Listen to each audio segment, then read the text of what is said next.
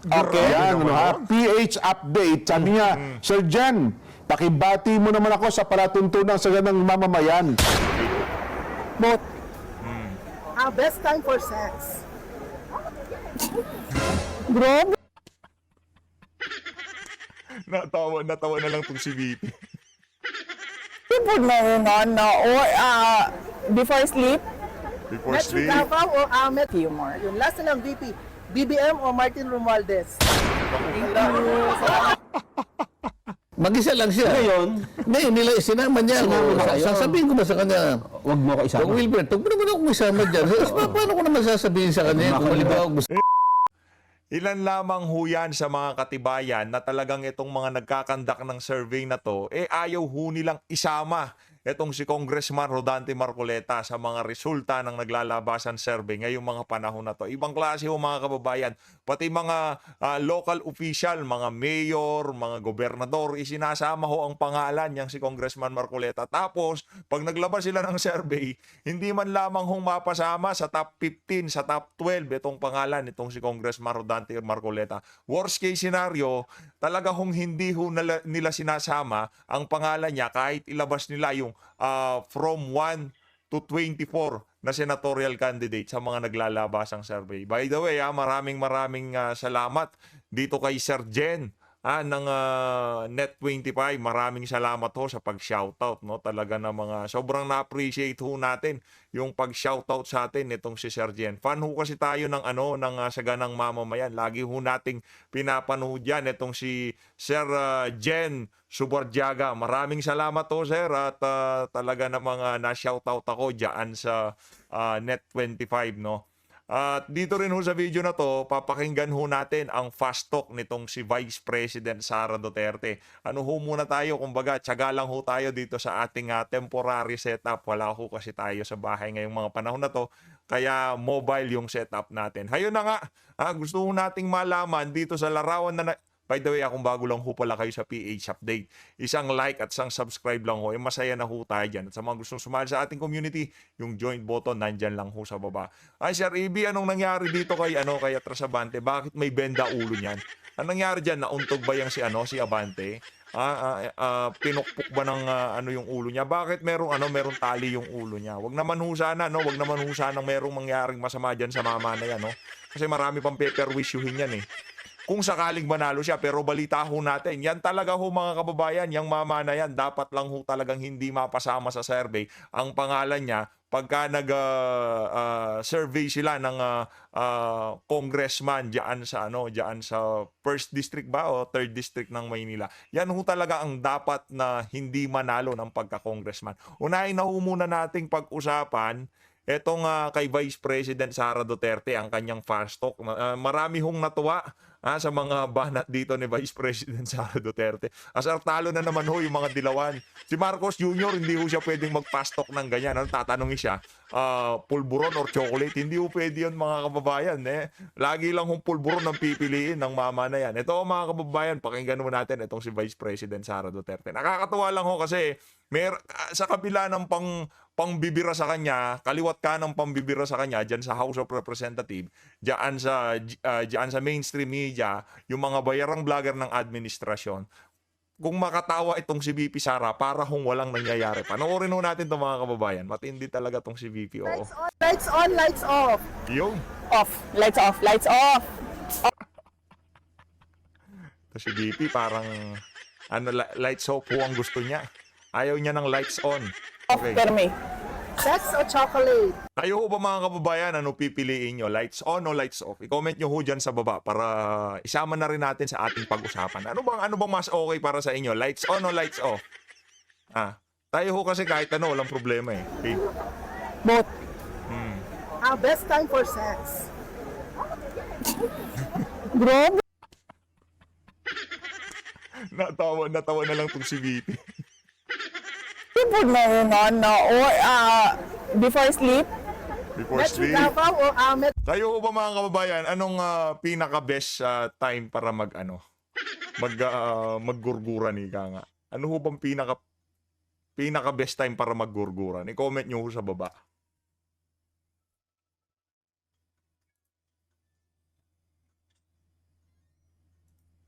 beautiful place in the Philippines? Ah. Mahirap yan na. Pwede 5. 5. Opo, sige po. Okay, sige. Bicol Region. Central Visayas. Tibuok Mindanao. Eastern Visayas. Western Visayas. Northern Luzon. Central Luzon. Calabarzon. Tapos buong Pilipinas. Mahalin natin ang Pilipinas. Ayan. Yun, ibang klase talaga tong si VP. Ayos. True love or world peace? World peace. What is love, VP? Love is giving yourself unconditionally to others. Ganda o talino? Galing ni VP, no? Grabe, kaya ang dami kong bumibilib dito sa ali na to. Kahit on the spot to, si Marcos Jr., di ho siya pwedeng ganyan. Naku, maglalag ang utak noon. Tatanungin siya, what is love for you? Ay, naku, baka kung ano-ano sabihin niya si Marcos Jr. Mga simpleng tanong nga lang ho yung mga tinatanong sa kanya, di ho niya masagot ng maayos. Di ba? Dapat i-fast talk din tong si Marcos kasi hindi ho siya pwede eh. Di ba? Nag-ano siya, nag-i-stopper siya eh. Naglalag ho siya pagka, nabibigla ho siya pagka tinatanong. Talino. What makes you blush? Naku po. Ikaw, you make me blush. Taong hinahanap mo after the long, tiring day? Mga anak. Mga anak. DepEd or OVP? DepEd and OVP. Mayor or vice? Uunahan ko na yung mga yung mga talyanista, yung mga bayarang vlogger. O, pustahan tayo, ibabanat na naman kay VP Sara dyan. Siyempre, OVP. Malaking confidential fund. Mga loko-loko. Kayo talaga, yung mga kaka-intriga nyo, di na gumagana, no? Mataas pa rin ang trust rating at approval rating ng ALE kumpara dyan sa nagbabayad sa inyo. Kaya yung mga ginagawa nyo na yan, tigil nyo na yan. Ha? Wala kayong future dyan. Vice President?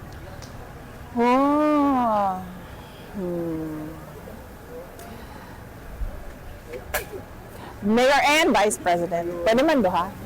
One thing you are not good at. And one thing you are not good at. Computers. Sexiest man in the Philippines. Naku, madam, pagka kailangan nyo ng nandito lang ho ako. Di ba? Mabilis pa sa alas 4, ika nga, no? Madali naman ho tayong hanapin, eh.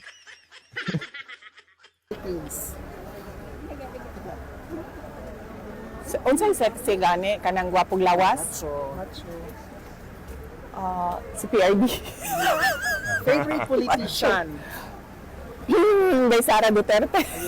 Oo, hindi. Maarte ba si VP Sara? Of course not. No. Hindi, walang kaarte-arte yan. Nasubaybayan ho natin yan. Ano pa lang siya, mayor pa lang siya sa Davao. Talagang sinusubaybayan ho natin yung ali na yan. Kung anong kinakain ng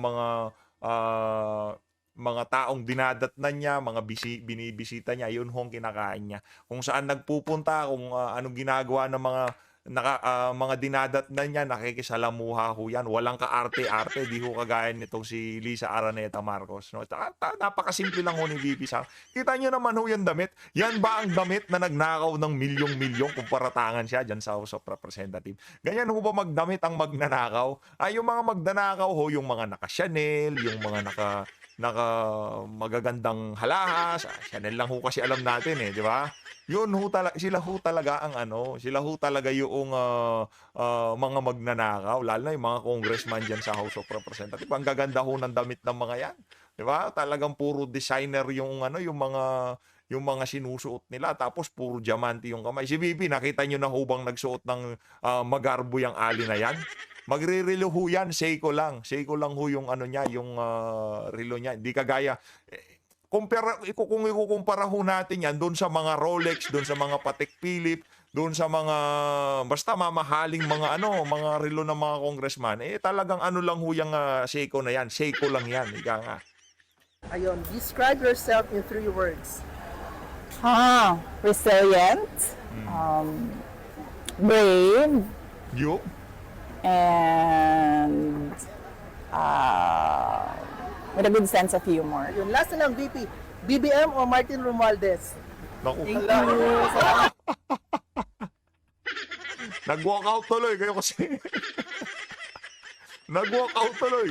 Eh mga manggagamit yung mga yung mga binibigay nyong sa kanya binibigay nyong choice Martin Romualdez itong si Marcos Jr. Talaga walang mapipili diyan kahit yung ordinaryong Pilipino ngayong mga panahon na to. Tanongin natin sila kung sino pipiliin nila diyan sa dalawang unggoy na yan wala talaga silang pipiliin. Ayun na nga mga kababayan, ito matindi ito mga kababayan. Ha? Ito yung latest ngayon diyan sa Net25. Siyempre, kailangan naman hindi natin ipakita yan. Di ba?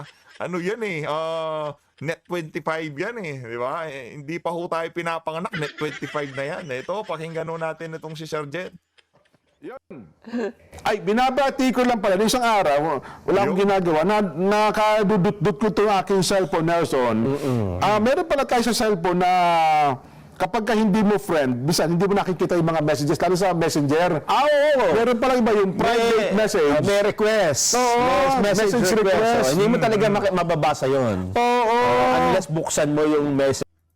Ay, may dot na kulay blue. Ano ba itong kulay blue na ito? Ibig sabihin, parang ano? Bukas mo nagdalabasan. Ang dami. Ay, ang dami pala!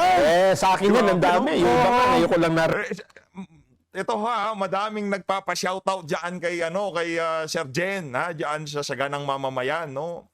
Marami hong nagpapa-shoutout kaya yung nasama tayo sa mga isinoutout nila. Napakalaking yun, napakalaking bagay nun para sa atin, no. Kumbaga fan ka di ba? Pagka kayo, meron kayong iniidolo, pagka sinoutout kayo niyan, lalo na diyan sa kanilang programa na talagang inaabangan ng ating mga kababayan. Siyempre medyo kikiligin tayo diyan. Tuloy natin. Replyan Talaga naman. Ako naman, di ko alam na mayroon pala ganun mga messages. Isa ko sa mga nag-message sa atin, ito, vlogger ito, Nelson na laging... Hindi naman ako vlogger, Sir Jen. Ano lang tayo. Kumbaga, tambay lang tayo dito sa YouTube. Nakasubaybay, si PH Update. Okay, yan, PH Update. Sabi niya, Sir Jen, pakibati mo naman ako sa palatuntunan sa ganang mamamayan. Lagi kaming nanonood sa inyo. Ayun, palakpakan natin. Huwag niyo kong kalimutang mag-subscribe diyan sa Net25 para lagi kayong handa pagka isasagawa na yung malawakang pagkilos para magpakita ng suporta doon sa sinabi nitong si President Marcos Jr. na itigil yung kabalbalan na gustong mangyari ng ibang mga congressman dyan sa House of Representatives. Yung impeachment dito kay Vice President Sara Duterte. Kasi kahit meron pa hong maghain, kung walang magi-sponsor niyan, hindi gugulong yan, ika nga. Ngayon, pagka meron naging sponsor niyan, meron talagang congressman na merong saltik na gustong banatan itong si BP. Pagka talagang trinabaho yan. Tuloy natin. Maraming salamat, Sir Jen. Mabuhay ang inyong programa sa Ganang Mamamayan. At mabuhay din kayo. At mga kasama nyo dyan kay Congressman Marcoleta, dito kay Sir Nelson, at dito kay Sir Jen. Maraming salamat Palakpakan natin. Maraming salamat. Yun, Sir PH Update. Ay, maraming pong salamat sa inyo. Pasensya na kayo. Malamang mga isang buwan na ito nag-message sa akin. Ngayon ko lang natampo na yan. Ay, baka, huwag mo kayo magtampon, ha? Hindi talaga Hindi naman tayo matampuing unggoy. Okay lang na naiintindihan natin. Kasi pagka ganyan nagpapa-shoutout tayo, kung hindi man tayo ma-shoutout o hindi makita ang ating mensahe, hindi naman tayo nag-aano dyan. Kumbaga naiintindihan natin yan kasi mga bising tao yan. Hindi naman trabaho yan na bantayan yung kung sino-sino nag-chat sa kanila. Pantakan nyo tayo, hindi makakilala. Hindi man nga yung pangalan natin ang nakalagay doon sa Kumbaga nagbakasakali lang Nagbakasakali lang tayo nakachamba. Yan, Maraming salamat dyan sa Ganang Mamamayan. Mabuhay kayo. Maraming salamat. Ito, rekta tayo dito kay Congressman Rodante Marcoleta. Ito mabigat-bigat ang pag-uusapan natin dito mga kababayan. Kasi marami hong mga naglalabasang survey ngayong mga panahon na to. Kung ating titignan, talagang hindi kapani-paniwala. No, kahit saan ho kayo magpunta, kahit magpunta kayo sa umpukan ng mga tricycle driver, kwentuhan ng mga jeepney driver, o yung mga nagbobolahan dyan sa palengke, laging nandyan ang pangalan ng mama na yan, Marcoleta. Ang pinagtataka ho natin, pagka naglabas ho sila ng survey, nawawala ho. Missing in action, ika nga. Itong pangalan nitong ating kandidato na itong si Congressman Rodante Marcoleta. Missing in action. Subukan nyo hong magpa-survey sa social media. Kung hindi pangalawa, lagi hong una yung pangalan. Itong si Kong Dante.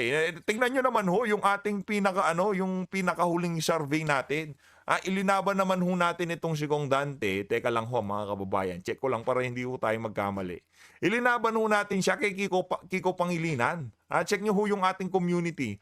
Nasa 147,000 na ho ang bumoto doon. Pinapili ho natin yung ating mga kakwentuhan dito sa PH Update kung sino ang pipiliin nila. Ito ho bang si Kong Marcoleta o itong si Kiko Pangilinan? Kasi itong si Kiko, pumapasok ho siya sa Magic 12. Pumapasok ho siya sa Magic 12. Ngayon, tinanong natin yung ating mga kababayan, kung meron na kayong 11, 11 na kandidato at pipili na lang kayo ng isa, kung papipiliin kayo kay Marcoleta at dito kay Pangilinan, sinong pipiliin nyo? Sa 147 kataong bumoto, pinili ho nila ang mama na to. Kaya napaka-sketchy ka nga. Di ba? Napaka hindi mapagkakatiwalaan yung mga naglalabas ang survey na yan. Pakinggan ho natin. Kilalanin ho natin yung mga politikong kinakaladkad ang pangalan ni Congressman Marcoleta para matignan yung mga pangalan nila, kasama ho nila itong si Kong Dante. Panoorin ho natin itong mga kababayan. Hindi lang ho itong si Kong Dante ang suportahan natin. Basta yung mga kandidato nitong si dating Pangulong Rodrigo Duterte. Huwag na ho tayo magtanong. Huwag na ho tayo. Kasi tayo ho dito sa PH Update, ibinibigay na ho natin yung buong pagtitiwala natin kay dating Pangulong Rodrigo Duterte. Kung sino man ang kandidato niya, kung sino man ang kamay na itaas niya, yun lang sila ho ang ating susuportahan. Hindi na ho importante kung sino pa gusto natin. Yung gusto-gusto na yan ho nakakapahamak. Ika nga, noong 2022, anong nangyari? Di ba? Merong sinabi si Tatay Dig, sa bagay, Senator Christopher Bongo umatras. So, BP Sara, nagpunta tayo. Pati nga itong si Kong Dante, di ba? Na unity team. Pero wala. Basura itong unity team na to. Sa real talk ko, basura talaga. Game. Hindi man lang ako kinausap Ako rin nabigla Ito tapatan tayo. Kailangan marinig ng lahat.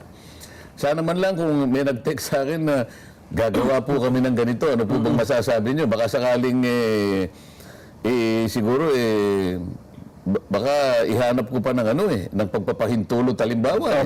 Pero dahil sa nakita ko nabigla na lang ako pagkalaki-laking billboard.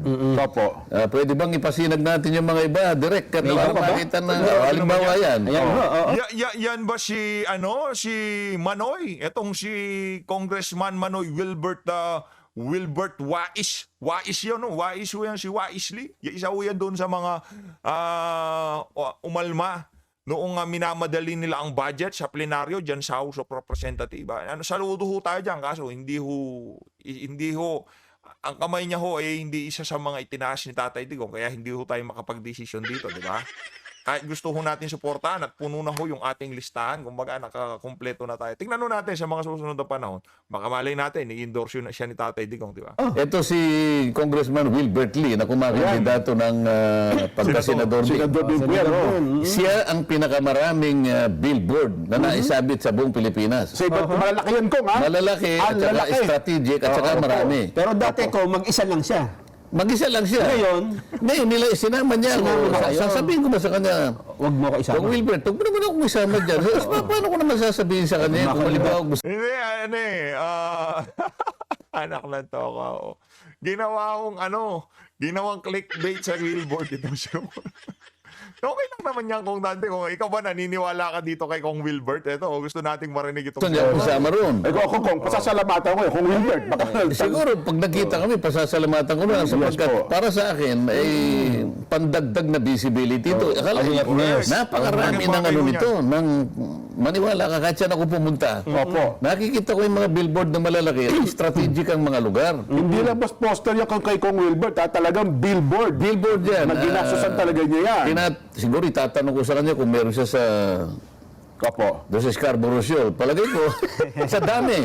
Opo. Alam mo, nung makausap ko, kaya ko lang nalaman na gagawin nila ito, tinagpo ako nung kanyang political officer. Ito, nabigla ako nung pumunta ako ng Albay. Taga doon pala yun eh. Yes po, oo. Sabi niya, kung yung second wave ng aming nung aming mga tarpaulin na nasa mga billboard, papalitan na namin, napagpasyahan namin, na isasama ka namin. Ayun. Pagkatapos ang magiging titulo niya, The Defenders. Kanya, ayan, makikita mo. Opo. Ito ang tanong. Ang tanong dito mga kababayan. Ito, kung hindi ho ba malakas itong si Congressman Rodante Marcoleta, meron ho bang politiko na isasama ang pagmumukha niya sa mga poster na ilalabas nila? Di ba?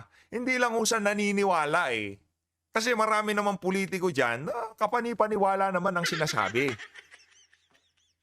Pero yung maisama mo ang pagmumukha mo doon sa politiko na alam mo yung mama na yan, rinirespeto at talagang kinikilala at malamang sa malamang, marami sa ating mga kababayan, nakikita na mananalo ng pagkasenador sa 2020. Kumbaga, gagamitin mo yung larawan na yan para kahit papaano, ayun, si Kong Marcoleta, makikita nila yung billboard, tapos biglang makita yung pagmumukha nitong si Congressman Wilbert. Tumatakbo pala rin to ng pagkasenador. Diba? Ganun ho yung niyan, purpose niyan. Anyway, kung ano man yung plano nila diyan, tayo ho ay masaya dahil yung visibility nga para tumaas ang awareness nitong si Kong dati. Maya't maya kada tatlong poste nakikita ang pagmumukha nilang dalawa nitong si Congressman Wilbert Lee. Direct, magpasinag pa tayo ng... iba naman. Baka naman sabihin nila, isa lang. Oo. Yung iba pang kandidato. Paano mo nga? Ayan naman si Willie Revillame. Kandidato rin. Kandidato for senator. Talagang ganyan. Ano naman sabi? Marami ka matututunan sa kanya. May paninindigan. I'll see you later, Congressman. Congressman, I'll see you. Yan ang mga mabait na mga kasama ko. Mga independent kami, pero gusto ko yung mga independent na may sarili paninindigan. Meron pang isa dyan eh. Meron pang isa direct. Ayan. Pasok ako sa Senado, kailangan mag-aral ka. Kagabi yun, magkasama kami ni Congressman Marcoleta. Tinapos niya ako. Nagtanong ako sa inyo tungkol sa batas. Yan po, kahapon niya, kagabi. Napakabuting tao nito, napakasimple. Siya po isang kapatid sa iglesia. At ang nakakatuwa dito ho, marami akong tinanong sa kanya at marami akong natutunan. Especially sa mga estudyante. Una-una, kung tatakbo ka, dapat alam mo yung pinapasok mo sa gobyerno. Yan. Kasi nasabi ko, tumatakbo silang senador, pero gusto nila kong makasama sa iba't ibang kaparaanan. Eto eto ho mga kababayan.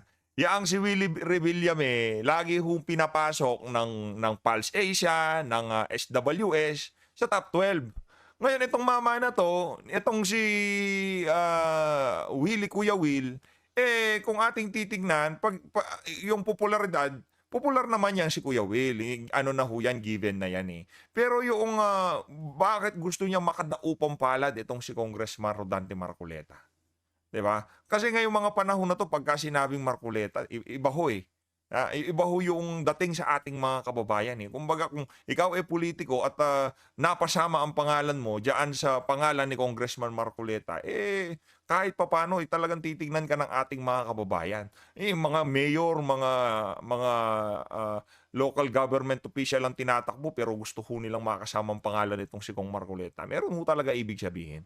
Ano naman ang gagawin ko sapagkat ako rin naman gusto ko rin kahit papaano magamit ko rin yung maraming paraan na makilala ko ng ating mga botante sa buong Pilipinas. Alam nga pigilan niyo yan kung hindi mali naman ko yun. Meron pa.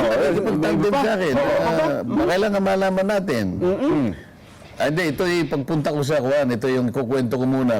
Sa Gisag ng Laguna. Ito yung sinasabi ko, nagpunta ako sa Kapitolyo ng Santa Cruz, nandiyan sa Santa Cruz. At pagkatapos tinagpo ko yan, ayan ang mayor ng Santa Cruz. Napakaraming tao, namimigay siya ng mga 4-piece. At saka iba't iba pang mga regalo. Napakaraming kapatid dito na bumati sa akin, kaya gusto kong ipasinag yan. Opo. Yung sinasabi ko sa inyo kanina na may pagmamalaki pa na binubulong sa akin. Yung provincial assessor, sabi ko nga sa'yo, ay kapatid pala. Yung provincial sa jail, ano nila. Opo, provincial jail. Provincial jail. At saka napakarami pang mga kapatid. Na siguro mga 15 ang lumapit sa akin. O ngayon, iwanan natin yan. Yung iba pang mga...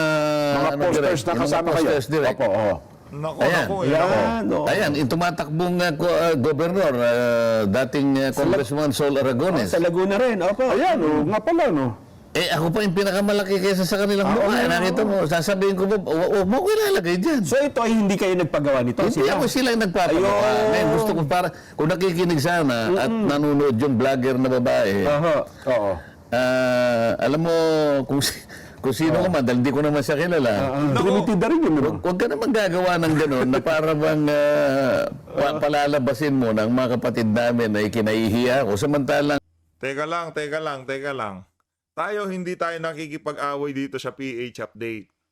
Pero naririnig-rinigan natin yung vlogger na babae na. Hindi ko kasi tayo mahilig sa ganyan. Kumbaga issue-based lang tayo. Kahit na minsan binibira yung mga kasama natin, pumipitik tayo bahagya lang. Kumbaga, kunyari, itong kay Ma'am Joey, tayo naniniwala tayo kay Ma'am Joey. No? Pero hindi tayo sumasali sa kung ano man ang ano nila. Basta ako, Ma'am Joey, bata mo ko Ito si Ma'am Joey, bata mo ko. Hindi tayo sumasali. Pero pagka ginagawa nyo na ng istorya, itong mga kandidato nitong si dating Pangulong Rodrigo Duterte, ibang usapan na ho yan. At sa bagay, ang tinitira naman ho dito, yung mga kapatid sa pananampalataya nitong si Kong Marcoleta, baka doon lang sa mga kasapi ng Iglesia ni Cristo, may kaalalagyan kung sino man yung babaeng vlogger na yan. Pero ano ho tayo dyan?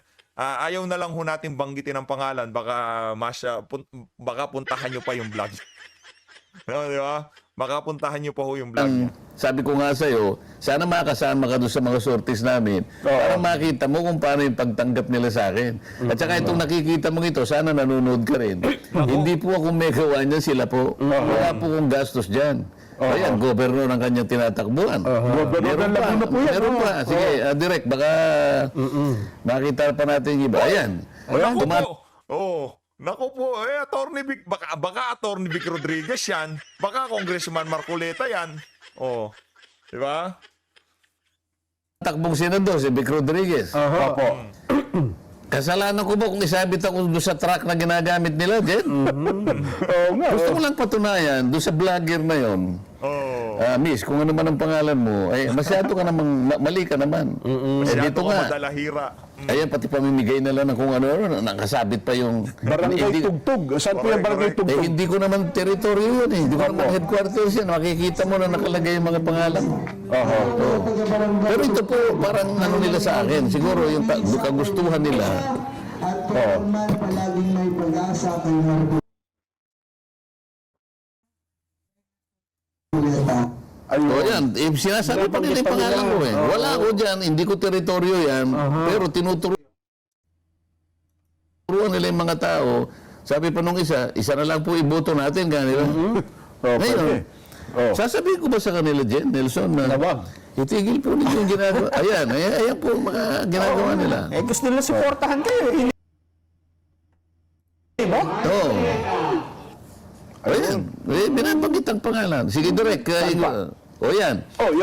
Kilala niyo yan, Congressman Congressman. Gaston Bunting, opo. Sa Paranaque.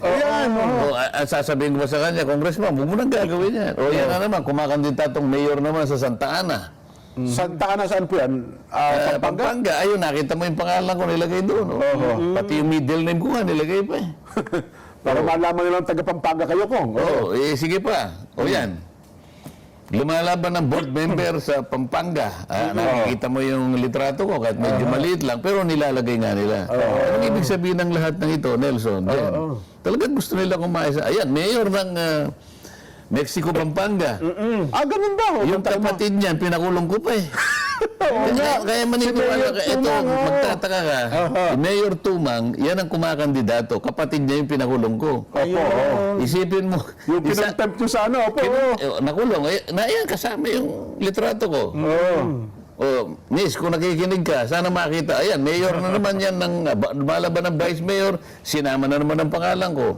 Ibig ko sabihin, napakarami pong kumakandidato na talaga pong gusto nila akong makasama. Ang motibo po ay nasa sa kanila. Hindi ko naman po kayang panghimasukan. Ang tanging naiisip ko lang, gusto lang nila akong makasama siguro. Baka sakaling ako po ay nakatutulong din sa kanila. Plus factor sa kanila rin, Kong. Maaari. Kasama nila kayo. Ikaw ba isasama ka sa isang tarpaulin kung wala silang maaring makuha ang ganansya halimbawa? Ayan. Correct. Sa Arayat yan. Arayat Pampanga. Arayat. Ay, nakita mo bang ako bang pinakamalaki ang Parang litrato? kayo nasa likod ng mga kandidato ko. Sana matauhan itong babaeng vlogger na ito na huwag mo nang kalantariin yung mga kapatid namin. Wag ganon, wag niyo nang isama, wag niyo nang isama. Wag niyo nang isama yung relihiyon na kinapalulooban nitong si Kong Marcoleta. Ano 'yan? Ano na 'yan kumbaga mali na 'yan, ika nga. Wag niyo sabihin kinakahiya. Wag niyo babanatan ng ganun. Masyado ng yun, masyado ng kumbaga linalahat niyo na eh. Linalahat niyo na yung INC, ang iglesia. Mag-ingat ho kayo doon sa doon sa bumabanat. Doon sa bumabanat na yun, mag-ingat ho kayo sa inyong mga sinasabi dahil kilalanin nyo ho kung sino yung mga binabangga nyo at kung yung mga binabangga nyo ba kilala bilang isang malinis at maayos na organisasyon. Baka bandang huli mapahiya lang ho kayo. Kagaya ng pinakita na ni Kong Marcoleta. Hindi mabahala kung sa anong kadahilanan pa man. Baka mapahiya ho kayo sa mga sinasabi nyo dito kay Kong Marcoleta. Mahirap na kasi maraming bida-bida ngayong mga panahon. Pagkat kami ay kami matatag, hindi, ang namin lang iniiwasan dito, baka meron kang mailigaw eh. Baka meron kang baka may maniwala sa iyo eh. Masakit ang loob ko kahit isa lang o dalawang mapaniwala niya diyan eh. Tama naman. Kasi dapat nating ituwid ang mali. Totoo po, Kong. At saka may mga tao kasi... O yan, saan ba yan? Ayan, isa pa yan Sa Mindanao yata. Saan ba ito? Sa Mindanao yata yan. Ibig ko sabihin, napakarami nila dyan eh. Na iba-ibang posisyon na kanilang tinatakbuhan na talagang gusto nila akong isama. Baka meron pa.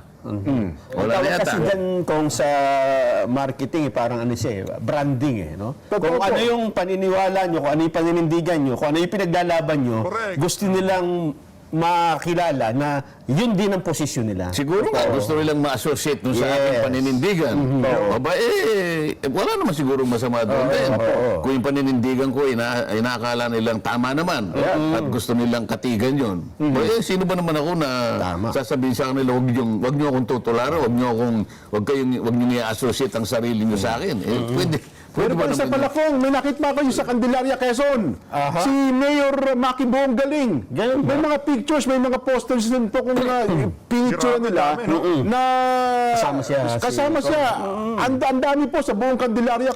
Disyembre pa lang dyan. Sinasabi ko. Baka mamaya yung babae niya, pagka umabot ng halimbawa January, baka malito na siya sa dami ng mga tarpaulin. Kaya medyo ngayon pa lang ay mag-isip ka na, Miss Vlogger, dapat maintindihan mo na marami.